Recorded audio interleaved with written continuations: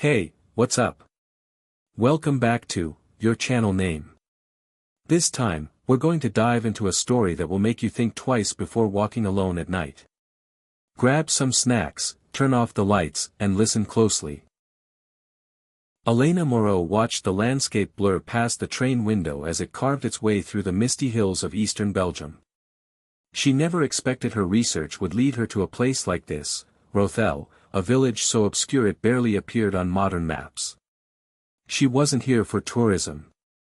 As a classical music researcher from the Université de Lyon, her purpose was clear: to uncover the truth behind a forgotten musical piece, rumored to have been composed within the stone walls of a long-abandoned abbey, Saint-Renier.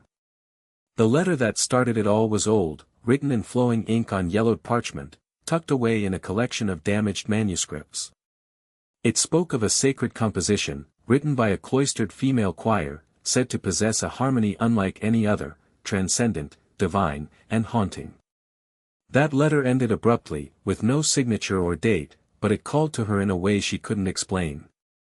Rothel was nestled between towering pine forests, where fog clung to the trees like something alive, and the silence seemed too deep, too unnatural. As Elena stepped off the train at the village's small station, she was greeted by emptiness. No taxi. No welcoming faces. Just a cracked wooden sign pointing toward the village. Dragging her suitcase over cobblestone roads, she arrived at what passed for the village center, a handful of stone houses, a decaying chapel, and a lone general store that smelled faintly of mold and aging bread. But her eyes were already drawn to the distant silhouette of the abbey on a hill, barely visible through the trees and fog. That was her destination. That was where the music had been born, or maybe, still lingered. The inn was called Le Chardon Blanc, an old, two-story structure built from pale limestone and weathered oak beams. It stood at the edge of the village, its back pressed against the forest like a wounded animal hiding from the world. The building seemed suspended in time, heavy carpets with faded floral patterns, creaky wooden stairs, and a brass chandelier that swayed ever so slightly, even when no one moved beneath it. Elena's room was upstairs, facing the forest and, faintly, the silhouette of Saint-Renier in the distance. The key turned with a rusty click. Inside, everything felt untouched. A wrought iron bed with a thin blanket, a writing desk near the window, and a standing mirror that hadn't seen polish in decades. The innkeeper, a hunched old woman with trembling hands, told her the room hadn't been used in a long while. There were supposedly 2 other guests, but Elena never saw them. No footsteps, no voices. The hallway remained eerily quiet at all hours. Her first night was cold, not because of the temperature, but because the room felt crowded, like someone had slipped in behind her when she opened the door. She tried to ignore the feeling and opened her leather journal, jotting down her first impressions. The smells, the silence, the oppressive weight of the air. But as she was about to close it, something made her pause. The mirror. For a moment, it looked like someone stood behind her reflection. When she turned, the room was empty. But the chill in her spine refused to leave. Sleep did not come easily that night. Sometime past midnight, Elena awoke with a jolt, not from a nightmare, but from a sound that didn't belong. She sat upright, ears straining. It wasn't the wind, nor the creak of the old inn. It was singing. A choir. Faint, as if carried on a breeze from far away. But the melody was clear, a sorrowful, celestial harmony sung by many voices, all female, blending together in tones both beautiful and unnerving. The language was unknown, ancient perhaps. But the emotional weight it carried needed no translation. The song didn't sound like something playing on a radio, and certainly not something anyone in the village would be listening to at this hour. It filled the air around her, vibrating in the walls, reverberating inside her chest. A hypnotic pulse that both calmed and terrified her. She slipped out of bed, drawn toward the window, and peeked through the curtain. Deep in the woods beyond the abbey's shadow, she saw flickering lights, like candles moving slowly in the dark. There were no roads, no paths out there. Just trees and fog and old earth. The singing continued. Elena didn't know how long she stood there, but when the music finally faded, she returned to bed and lay awake, heart racing.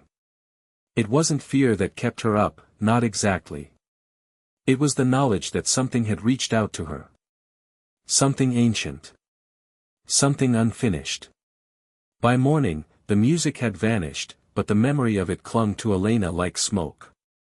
She spent the day exploring the village, hoping to gather more context about Saint-Renier.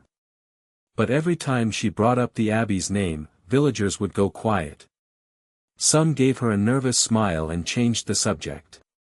Others turned and walked away. Only one old man spoke to her, briefly. He said the abbey had been abandoned since 1896 after a fire that no one could quite explain. No deaths were reported. No rebuilding was attempted. The place had simply ceased to be a part of the village. And yet, the structure still stood, stubborn, weathered, and looming like a skeleton of its former self. Overgrown with ivy, its stone walls appeared untouched by fire. The air around it was still, unnaturally so, as if the forest itself avoided its shadow. No official records existed about what had happened inside. No archives. No clergy listings. Only rumors, that the nuns who lived there vanished one night. Not fled. Not killed. Vanished. As if swallowed by the very silence they once filled with song.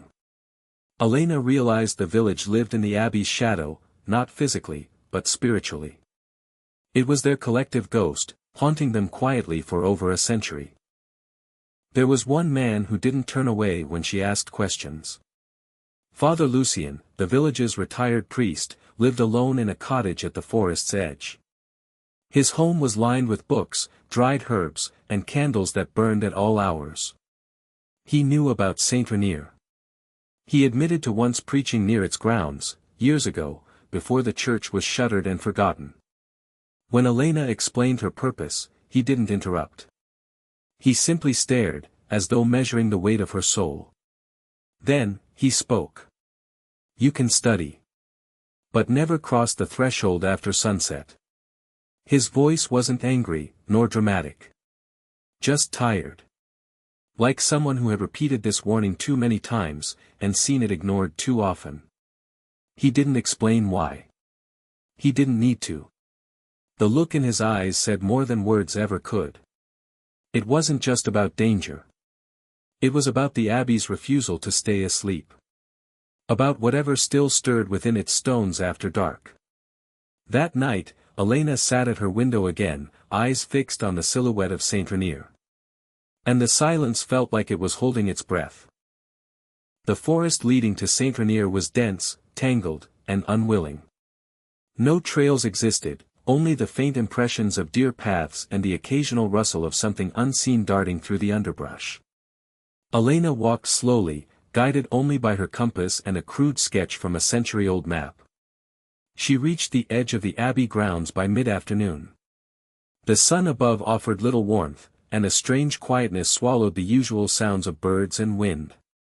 The structure itself loomed ahead, partially hidden by vines and crooked branches. Time had not toppled it, but it had certainly tried. Though she didn't dare step inside just yet, Elena wandered along the outer wall, taking in its heavy stonework, noting symbols carved above windows and doors, archaic, religious, but unfamiliar. On the north side, she found a clearing, circular, barren, and curiously devoid of undergrowth. There, in the exact center, were the remains of melted white candles. Dozens of them. The wax had pooled and hardened in place, as if the candles had been arranged and burned simultaneously. But what unsettled her was their formation, a perfect ring, untouched by time or animals. Even the forest had refused to reclaim this ground. Near the wax, fragments of something brittle lay scattered, bones, small and cracked. Possibly avian, possibly not. The wind shifted, carrying a scent of old incense and damp stone. Elena felt watched. Not threatened, not yet, but unmistakably observed. She turned and left the clearing, feeling the weight of the circle etched into her memory like an omen. Back at Le Chardon Blanc, darkness fell with unnerving speed. The inn was quiet, too quiet, as if its walls were listening. Elena tried reading, then journaling, but her mind circled the candle ring over and over. By midnight, the familiar chill crept in, followed by a sound that had begun to feel like part of her dreams. The choir returned. But this time, it was closer. The harmony echoed inside her room, as if the walls had absorbed the melody and now let it seep out in waves. It was clearer now, sharper, each voice defined, as though she could almost pick them apart individually. Their song wasn't mournful tonight. It was, pleading. Urgent. As she listened, something new slipped beneath the music. A whisper. Soft, intermittent, like words murmured directly into her ear. Not French. Not Latin. Not any language she recognized. But still, they carried meaning, not through translation, but emotion. Guilt. Hunger. Despair. The candle on her desk flickered violently, casting twisting shadows. Her reflection in the mirror, faintly delayed, slightly off. She didn't move, and yet the reflection's head tilted just a second too late. She turned away. The song swelled for a moment, then cut off abruptly, like breath held too long. Silence returned, but not peace. It was a silence full of waiting. Unable to sleep, Elena searched for distraction. She began inspecting the writing desk more closely. Something about it felt older than the rest of the room. The wood was different, carved in places with a pattern she hadn't noticed before, a repeating motif of weeping eyes and thorns. She tugged at a panel near the base of the drawer. It shifted, revealing a hidden compartment no larger than a hand's width. Inside were 3 pages, yellowed and brittle, written in an elegant, spidery hand. They were in French, but archaic. Still, she could make out enough to understand, a confession. A record. The writer spoke of a blessing turned sour, a melody not meant for the living, and a ritual that had opened the way but would not close again. The most chilling passage described hearing the voices of those not yet dead, and seeing sisters sing with no mouths, their eyes dripping light. The last line was scribbled, frantic, as if written in the final moments before flight or death. We should not have sung it backwards. Elena stared at the words for a long time. Her pulse thudded in her ears. She folded the pages gently and slipped them into her journal, then pushed the drawer shut. Something in the room creaked behind her. The next morning, Elena ventured to the edge of the forest again, this time with her camera. She wanted to document the candle ring before the light changed, hoping to analyze the wax patterns later. But as she reviewed the photos that evening, something caught her eye in one of the last images. In the background, barely visible through the blur of trees, was a figure. It stood just beyond the clearing, in the shadow of the abbey wall. No face. No movement. Just a long, dark shape. The more she zoomed in, the more unnatural it looked, like it hadn't been captured by the camera, but rather, inserted. There was no blur from motion, no distortion. It was perfectly still. Too still. As if posing. She hadn't seen anyone while out there. No footprints, no noise. But the figure had been watching. Or waiting. She felt an irrational urge to delete the photo, but resisted. If it was real, she needed evidence. If it wasn't, she needed to know what her mind was becoming. Later that afternoon, Elena passed the village chapel and noticed a small group of children playing with sticks in the mud. Most ignored her, but one girl, no older than 6, stood apart, clutching a sheet of paper and staring silently at Elena. Without a word, the girl approached and offered the paper. It was a crude drawing done in crayon, but the details were unmistakable. A stone building, the abbey, loomed in the center. Inside the windows were dark shapes, women, rows of them, mouths open as if in song. But none had faces. Only hollow ovals where their eyes and lips should have been. And above them, floating like a dark crown, was a single twisted staff of music notes drawn in black, descending like vines. Elena crouched and asked softly where the girl had seen this. The child simply whispered, "They sing to me too," then ran back to her friends. Elena stood frozen in place, the drawing trembling in her hands, as if the child had handed her a warning disguised as art. That night, sleep did not come gently. Elena drifted into unconsciousness as the wind rattled the shutters of her room. In the dream, she stood within the abbey's chapel, though it was no longer in ruins. The roof had returned, intact and majestic. The stained glass windows bled crimson light into the nave, and the air smelled of ash and myrrh. The pews were filled, dozens of nuns sat motionless, each dressed in ceremonial white, their hands folded, their heads bowed. The choir rose in layers of haunting harmony, singing a melody that was both beautiful and unbearable. The sound did not fill the space, it seemed to press in on her skin, echoing through her bones. And then, one of them moved. A single nun in the front row turned her head, slowly, unnaturally, as though her neck resisted the motion. Her face was pale, smooth, like porcelain, but her eyes were empty voids. She stared directly at Elena. The singing ceased. The silence hit like a tidal wave. Every nun lifted their heads in unison and turned toward her. Dozens of faces.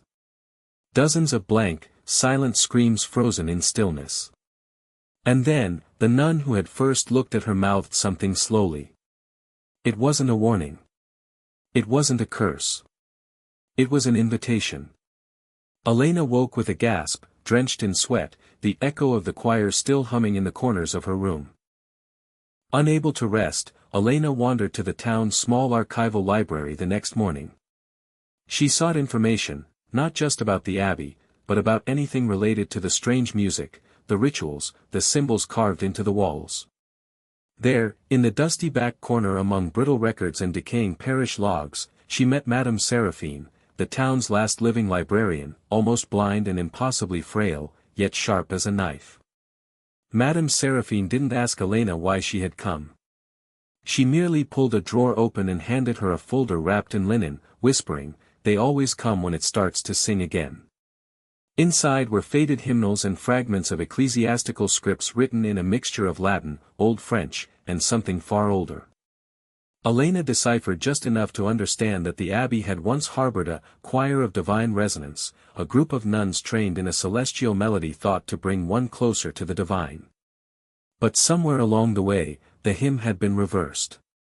Not by accident. Not by ignorance. Deliberately. The reversed hymn was believed to open a veil, something mistaken as angelic began answering. And what came through, the records noted, did not belong to heaven, but remembered the shape of it. Elena felt a cold shiver crawl up her back. Drawn by a sick pull she couldn't explain, Elena returned to the outskirts of the abbey before dusk. The forest felt quieter now, as if even the animals had left. She followed a narrow path she hadn't noticed before, a line of trees, each with deep, deliberate carvings. Not letters. Not words. Musical notation. Each tree held a bar of the same staff, continuing one after another in a descending pattern, like a melody spiraling deeper and darker with every step. The notes weren't random, she recognized some from the hymn fragments she had found in the library, but these were disjointed, inverted. As though they had been corrupted. As she traced the melody from one tree to the next, she began to feel it, deep in her chest. The sound wasn't audible, but it was inside her, dissonant, crawling, like a swarm behind her ribs. She reached the final tree, which bore a single, solitary note, scratched in so deeply that sap still wept from the wound. And beneath it, a carved phrase, "Listen backward to see forward." She turned suddenly, sensing movement.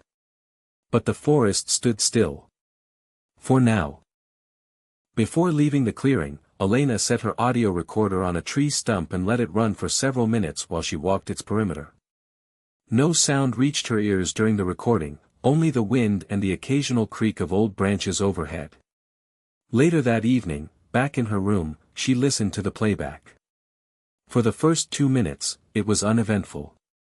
Then the wind shifted, and with it, a soft harmonic hum began to swell beneath the ambient noise. Faint, but layered. Then came the voice. It wasn't part of the choir. It was separate. Closer. It whispered her name. Not once. Not twice. But repeatedly. Each time slower, more deliberate, as if practicing how to say it. Elena. Her blood ran cold. She paused the audio. Rewound. Played it again. The voice remained. She hadn't heard it in real time. Only in the recording. As if it spoke from a place that didn't yet exist in the present, but had already marked her in its memory. The storm that rolled in that night came without thunder, only relentless wind and sleet tapping at the glass like fingernails. Elena curled under her blanket, exhausted but too alert to rest. Her room, once merely cold, had turned frigid. Her breath fogged visibly, and her limbs ached from the sudden temperature drop. She checked the radiator, still warm. Then the knocking began. Not from the hallway. Not from the door. From within the wardrobe. 3 sharp knocks. Then silence. She stared, unmoving, for what felt like hours. The wardrobe stood tall and ancient at the edge of the room, its keyhole dark, its wood polished and silent. Another knock. Elena forced herself up, heart pounding, and slowly approached it. Just as she reached for the handle, the candle on her desk flickered violently, and went out. Darkness swallowed the room. And from within the wardrobe came a sound. Not a knock. A breath. Elena waited for the breath to come again. But silence returned just as suddenly as it had been broken. Her fingers trembled as she reached out and grasped the cold brass handle of the wardrobe. It resisted her pull, stuck, swollen from age, but finally gave with a soft groan of wood and rusted hinges. Inside, there were no shelves. No hangers. Only one item hung against the back wall. A nun's habit. Pristine, but wrong. Its color was not the traditional black or white, but a deep gray, almost the color of ash.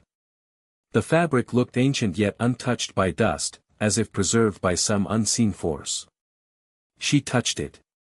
It was warm. Not like something left in the sun, but like body heat. Recent. Alive. And then she saw them, wax stains, smeared just under the collar, yellowed and cracked.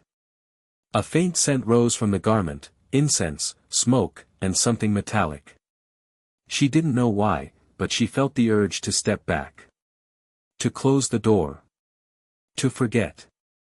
But when she did close it, the mirror mounted on the inside reflected something that made her stomach twist, her own face, but her eyes were not her own.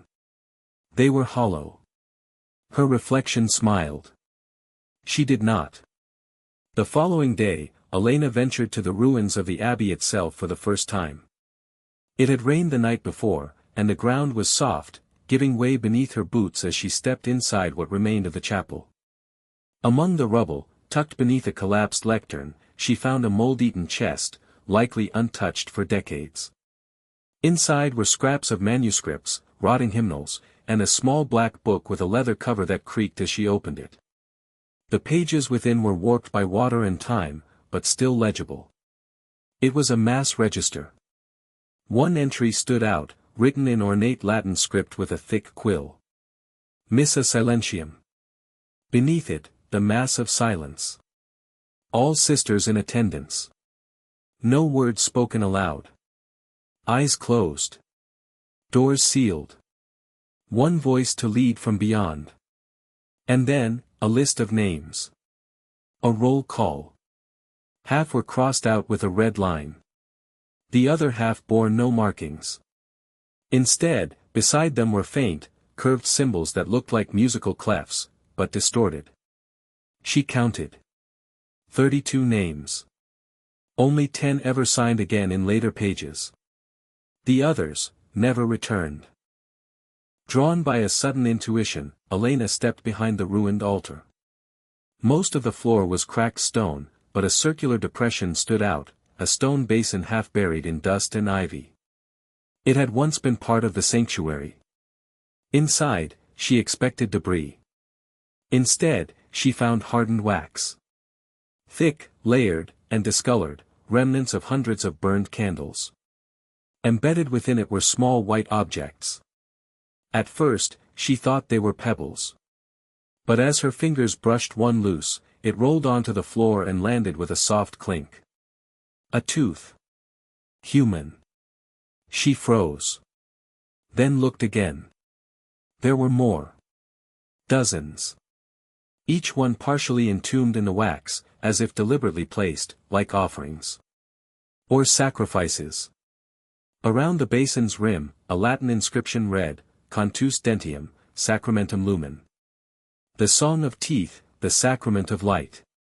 She backed away, heart pounding. The abbey had not only sung. It had fed something with their voices, and their flesh. Sleep came in fractured pieces. Elena drifted off at dawn, only to wake hours later to the sensation of weight pressing against her chest. Her limbs wouldn't move. Her eyes darted around the room, wide and panicked, but her body refused to respond. Then came the sound. A low, harmonic hum, subtle, nearly indistinct, but it vibrated through the mattress, rising from beneath her. It wasn't the radiator. It wasn't a machine. It was a voice. A single tone, held for too long. Unnatural. And it grew louder. Elena strained to cry out, but her jaw remained clenched, her breath shallow. She felt something shift beneath the bed, a movement, not quite crawling, but coiling. The hum split, becoming two tones, then three, then a chorus, each slightly off-key from the last. It was the hymn. Sung from underneath her. As suddenly as it began, the pressure vanished. Her limbs jerked as life returned to them. She rolled from the bed, gasping, heart racing, only to find nothing. But the floor beneath the bed was warm. And wax stained the underside of her sheets. In a final attempt to make sense of the melody haunting her, Elena returned to the library the next day and begged Madame Seraphine for access to the private collection in the cellar, a space few had entered in years. Among the decaying shelves and crumbling sheet music, she found one item wrapped in faded silk. A torn page of choral music. But unlike others she had seen, this one had no final bar line. No conclusion. The staves curved at the edges of the page, then reappeared at the top, looping. A visual impossibility. A song that circled endlessly.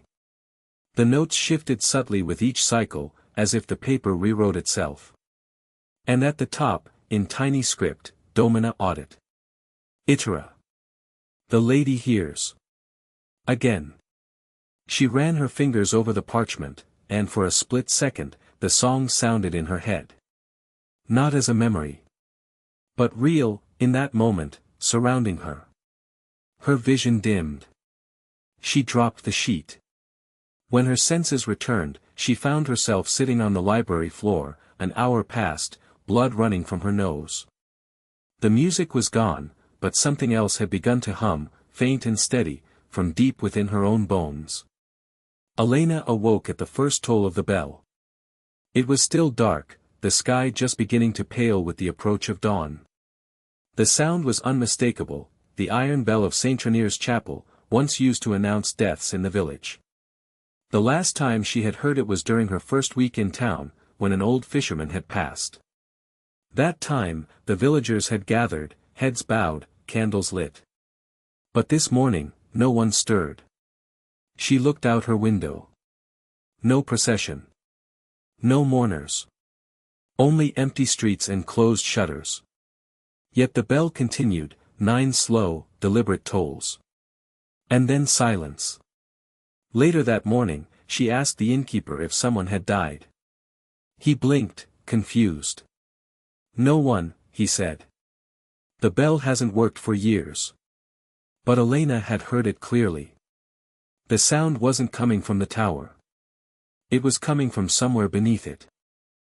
Later that afternoon, drawn by a compulsion she could no longer deny, Elena returned to the Abbey chapel ruins.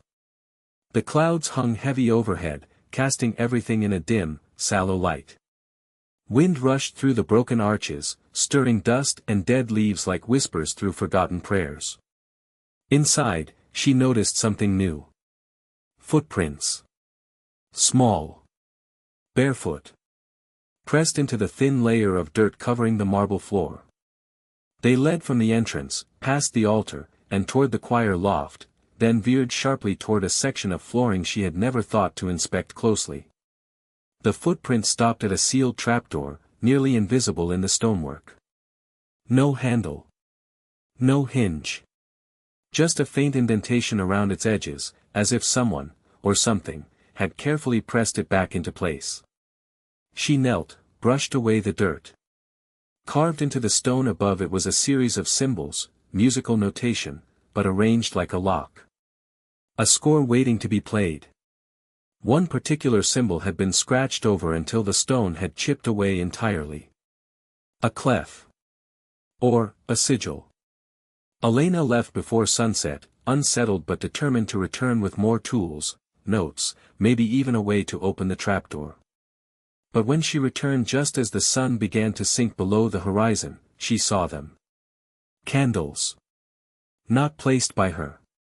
Dozens of them, all identical, all unlit at first, lined along the pews, the altar, the choir loft. She stepped forward, cautious.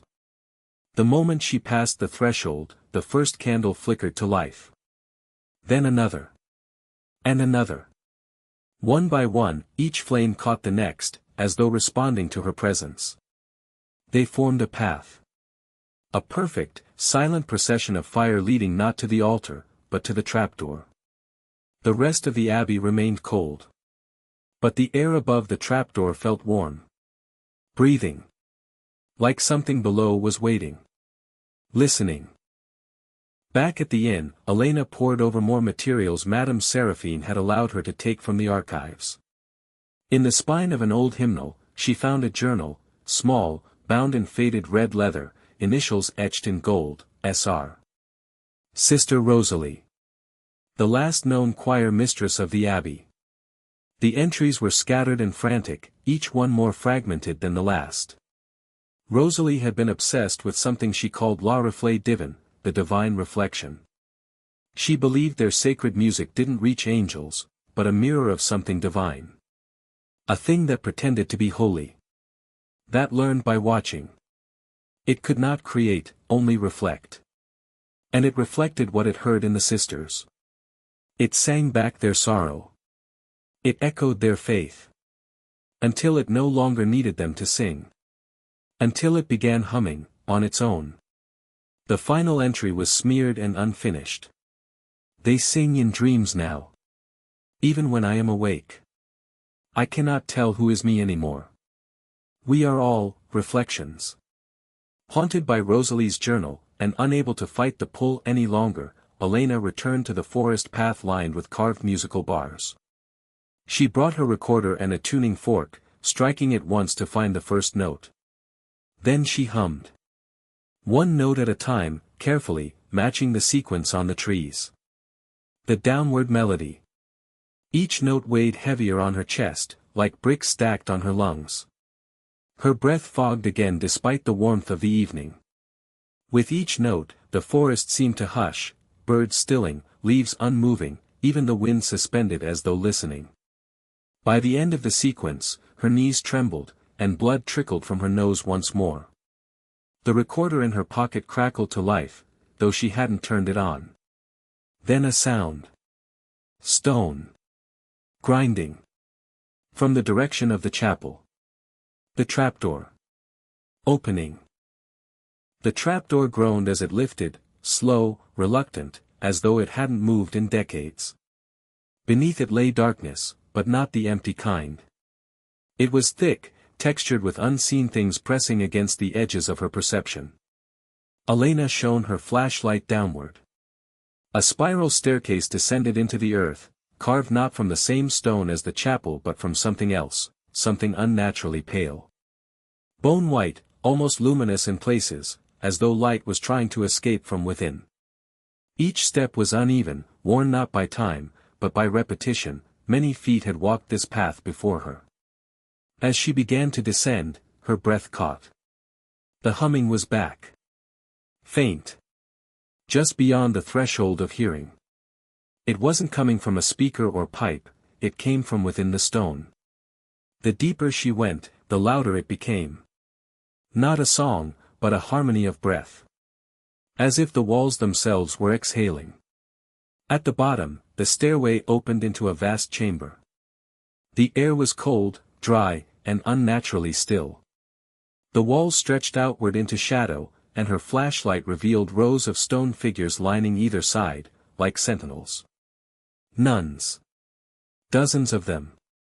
Each one carved in meticulous detail, hands clasped in prayer, habits flowing like frozen fabric. But every statue shared one chilling feature. None of them had faces. Where their faces should have been, the stone was smooth, featureless. Not eroded, intentionally sculpted that way. As if identity had been stripped from them. Or surrendered. At the far end of the chamber stood a plinth, and above it, another statue, larger, robed, arms outstretched like a conductor ready to raise a chorus. Unlike the others, her face was carved. But her mouth was sewn shut with wire. A sudden click echoed through the chamber, followed by the static crackle of an old phonograph. Elena turned. She hadn't seen it before, a dusty gramophone tucked into a corner behind a pillar, half swallowed by shadow.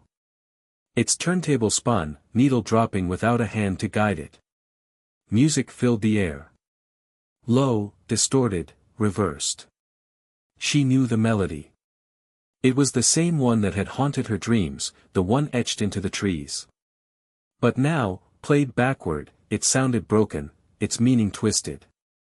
Each reversed note carried a strange clarity, like a message being unwound. Elena felt nauseous.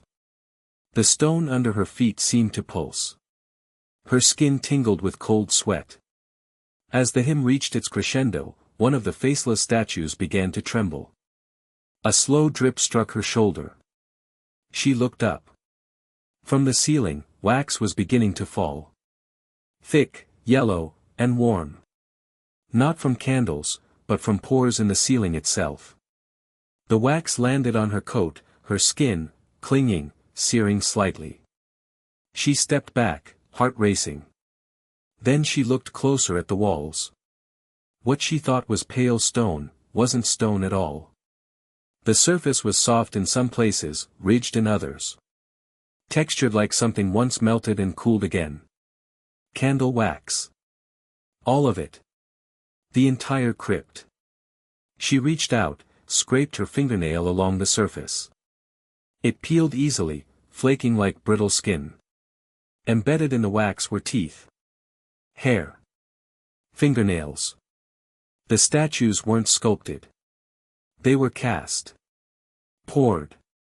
Formed. Preserved. As the reversed hymn played on, the tremor in the chamber grew stronger. Elena's flashlight flickered. She turned toward the main statue on the plinth, the one with the stitched mouth. It moved. The wires began to snap, one by one, pinging through the crypt like plucked strings. The mouth slowly opened, not wide, just enough to release a sound that should not have come from stone. A hum. Soft at first. Then others joined. The faceless statues, still unmoving, began to sing, not with mouths, but from within. The sound rose like steam, layered, dissonant, a harmony of souls with no throats to speak. Elena clutched her head, the resonance vibrating through her skull. Her nose bled again. Her knees buckled. The hymn was not for worship. It was a summons. And she had just answered it. Elena stumbled backward, covering her ears, though it did nothing to block out the unnatural harmony. The sound was not traveling through air, it was inside her. Nesting itself in her ribcage, vibrating through her spine like a tuning fork struck too hard. The air dropped in temperature so fast her breath became mist in seconds. Her skin prickled, lips turning numb. The wax on the walls began to harden again, pulling tight like a frozen shroud. Then she saw it. Movement. Not the statues, they remained perfectly still in their positions. But behind them. In the shadows between pillars. Something shifted. First a blur. Then a limb, thin, pale, wrong in its proportions. Something was walking among the figures. Or perhaps through them. It paused behind one faceless nun, fingers brushing her shoulder as if in affection. The statue began to melt around the touch, weeping wax like tears. Elena blinked. The figure was gone. But the choir continued. And now the song had words. The voices shifted, no longer humming. Now they sang. But the words were unfamiliar. Not part of the original hymn she had studied. She recognized the language, Latin, but the structure was wrong. Reversed in rhythm. Ancient, almost pre-Roman in its construction. Still, she caught one line clearly. Speculum Dei, sine vultu, sine voci, audi nos. Mirror of God, without face, without voice, hear us. The meaning chilled her more than the cold. This was not worship of a god. It was invocation. The song wasn't praise, it was pleading. A call to something that mirrored divinity, but was not divine. Something faceless, voiceless, yet listening. She realized now why the nuns had no faces. They had given them up. To become vessels for something that should never have been heard. Suddenly, the phonograph emitted a sharp snap, like bone cracking, and the record stopped spinning. The needle broke in two. The silence that followed was immediate and suffocating. But it wasn't true silence. It was filled with expectation. Like a held breath. Even the air seemed to lean in, waiting. Elena's heartbeat thundered in her ears. She dared not move, not even blink. Her flashlight began to flicker again, and this time, it didn't return. She was left in the dark, surrounded by faceless effigies and walls of wax, alone except for whatever knew she was there. Then, a whisper. Not external. Internal. Not a voice, but a memory. A childhood lullaby, her grandmother's voice. Except, her grandmother never sang in Latin. The cold deepened, not around her, but within her. Then the memory came, not hers, but placed in her mind like a dream with sharp edges. She saw the abbey filled with light, centuries ago, candles blazing, voices raised in desperate song. Nuns screamed not in terror, but in ecstasy. Some clawed at their faces, others laughed, bleeding from their mouths as they sang. In the center of the chapel stood the choir mistress, Sister Rosalie, her arms outstretched, face raised, mouth open in a scream that carried no sound. From above, something descended. Not seen, only felt. A presence. A force. Like light refracted through water, but wrong. Its shape did not belong to earth. It entered Rosalie through her eyes. And then the memory ended. Elena collapsed to her knees, vomiting bile. The taste was of candle wax and ash. Gasping for breath, Elena tried to stand. Her knees shook beneath her, muscles locking. She felt the wetness on her palms, blood from her nose, maybe. Or something worse. Then, a scrape. Barely audible. Stone against stone. She turned. One of the faceless statues, just a few feet away, had moved. Its head was no longer straight. It had turned toward her. She blinked hard, thinking it must be her disorientation. But then the statue's chest rose slightly. A breath. A second later, wax dripped from its eyes, eyes that were no longer smooth stone, but deep black wells. The figure wasn't carved.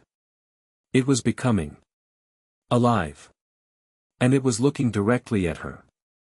The figure took a step forward, its waxen robe creaking like strained leather. The faceless head tilted, not like a human, but like something mimicking human motion.